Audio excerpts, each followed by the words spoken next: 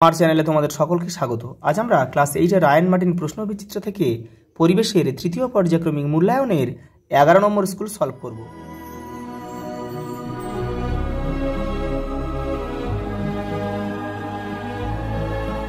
দেখো প্রথম প্রশ্ন কি বলেছে, দেখো কোনো তলে একটি আলোকরশ্মি লম্বভাবে আপতিত হলে আপাতন কোণের মান হবে কত? 0 ডিগ্রি। লম্বভাবে পড়লে কিন্তু 0 ডিগ্রি হবে। দেখো তরলের চাপ ক্রিয়া করে দেখো সব দিকে সমানভাবে। দেখো C14-6 পরমাণুতে নিউট্রনের সংখ্যা হবে কত? নিউট্রনের সংখ্যা দুটো বিয়োগ করে দেবে, 8। প্রদত্ত কোন পদার্থটি হাইড্রোজেন গ্যাসকে শোষণ করতে পারে? প্ল্যাটিনাম। পরেরটা দেখো কার্বনের একটি নিয়তকার রূপভেদ হলো গ্রাফাইট। একটি বায়োডিগ্রেডেবল পলিমার হলো সেলুলোজ। দেখো একটি তরলের ঘনত্ব 7.8 গ্রাম পার ঘনসেমি হলে 1 লিটার তরল, ওই তরলের ভর হবে দেখো 7.8 কেজি।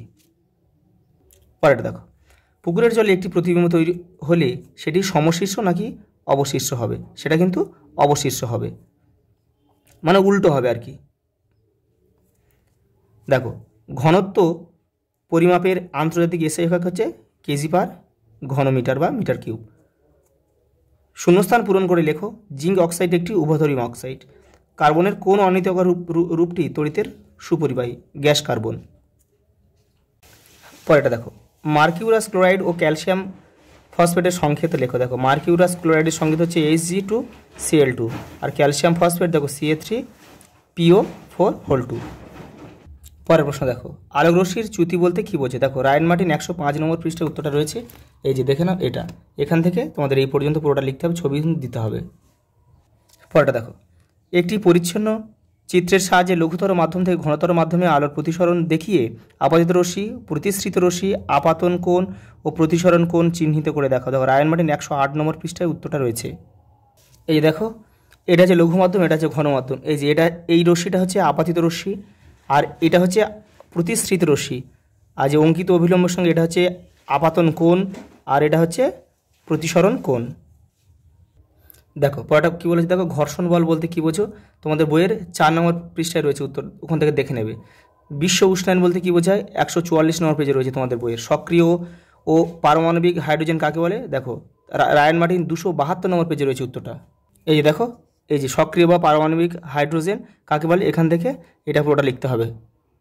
পরেরটা দেখো হাইড্রোজেনের আইসোটোপগুলির নাম লেখো ও তাদের গঠন লেখো। তোমাদের দেখো রায়ান মার্টিন 176 নম্বর পেজে উত্তরটা রয়েছে। এই যে ছবিটা, এই 3টে ছবি কিন্তু তোমাদের দিতে হবে, খুব ভালোভাবে দিতে হবে 3টে ছবি। পরেরটা দেখো পারক্সাইড বলতে কী বোঝো, কী বোঝায় তা উদাহরণসহ লেখো। তোমাদের বইয়ের 117 নম্বর পেজে রয়েছে, ওখান থেকে তোমরা করে নিও। দেখো বল পরিমাপক যন্ত্রের নাম কি? Force gauge. প্লবতা সংক্রান্ত আর্কিমিডিসের নীতিটা হচ্ছে তোমাদের বইয়ের শুধু 16 নম্বর পৃষ্ঠায় রয়েছে। দেখো একটি ছোট পেরেক জলে ফেলে ডুবে যায়, অথচ একটি বড় জাহাজ জলে ভাসে কেন? দেখে নাও। বস্তুর আয়তন ও ভর ও ঘনত্বের মধ্যে সম্পর্ক কি? ঘনত্ব সমান ভর বাই আয়তন। সদ্বিম্ব ও অসদ্বিম্বের মধ্যে পার্থক্য লেখো। দেখো রায়ান মার্টিন 116 নম্বর পেজে রয়েছে, দেখে নাও। এই দেখো এখান থেকে এখানে দুটো রয়েছে, এপারেও রয়েছে, এখান থেকে তোমরা করতে পারো। এই যে পরেরটা দেখো সংকট কোণ কাকে বলে? দেখো তোমাদের বইয়ের 51 নম্বর পেজে উত্তরটা রয়েছে, দেখে নাও। এই যে প্রথমে তোমরা এখান থেকে এই পর্যন্ত লিখবে, তার সঙ্গে এইটা এখান থেকে এটা জুড়ে দেবে, তাহলে হয়ে যাবে দেখো সংকট কোণ বলা হয়।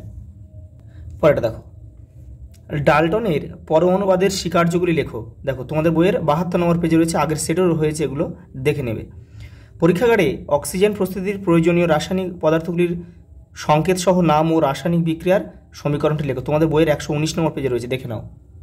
এই যে দেখো এই যে প্রয়োজনীয় রাসায়নিক দ্রব্য হচ্ছে পটাশিয়াম ক্লোরাইড ও ম্যাঙ্গানিজ ডাইঅক্সাইড, আর এই বিক্রিয়াটা এটা এখান থেকে পুরোটা লিখবে। পরের প্রশ্ন দেখো বহুরূপত কাকে বলে? তোমাদের বইয়ের 125 নম্বর পেজে উত্তরটা রয়েছে, এই যে এখান থেকে এই পর্যন্ত।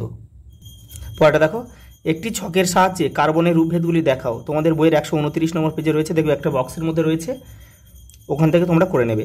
দেখো আয়নীয় ও সমযোজী যৌগের মধ্যে পার্থক্যগুলি লেখো। দেখো রায়ান মার্টিন 193 নম্বর পেজে রয়েছে, দেখে নাও। এই যে দেখো আয়নীয় যৌগ ও সমযোজী যৌগ, এখানে অনেকগুলো রয়েছে, এখান থেকে তোমরা 3 থেকে 4টে করবে। পরেরটা দেখো লাইফ সায়েন্স।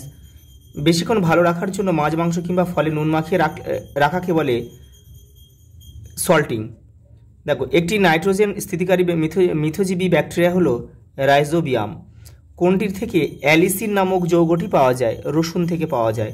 মানবদেহে গ্লুকাগন ক্ষরিত হয় অগ্নাশয় গ্রন্থি থেকে। প্রদত্ত কোনটি মরু অঞ্চলে স্বাভাবিক উদ্ভিদ নয়? আকন্দ।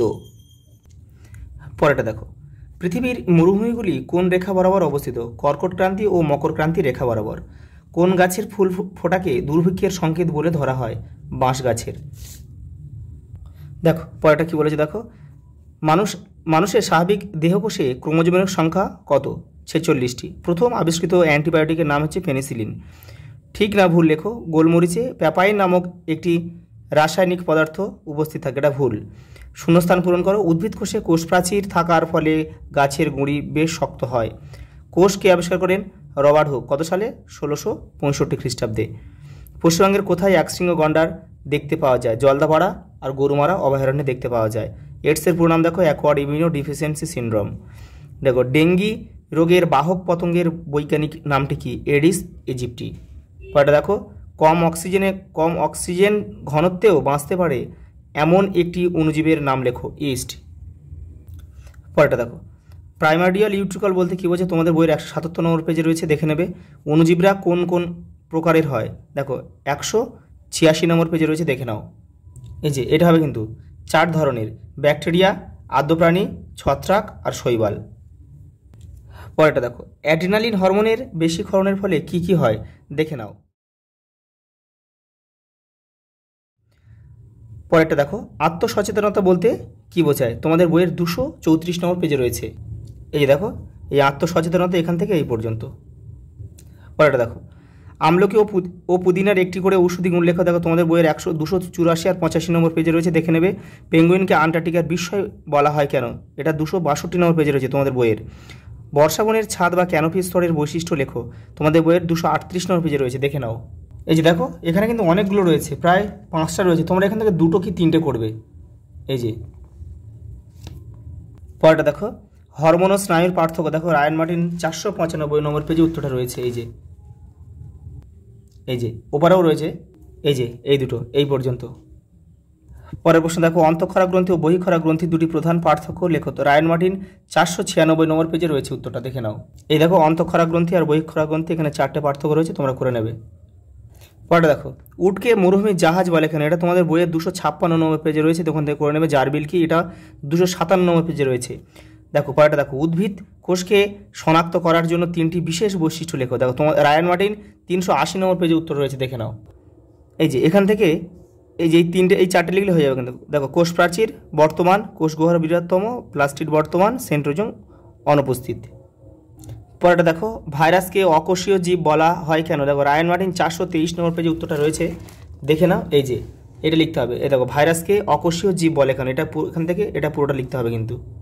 দেখো সঙ্গে একটা প্রশ্ন রয়েছে, একটি ভাইরাস ঘটিত রোগের নাম লেখো। পোলিও। পরেরটা দেখো, নিম গাছের 3টি অংশের নাম লেখো, নাম উল্লেখ করো এবং তাদের একটি করে ব্যবহার লেখো।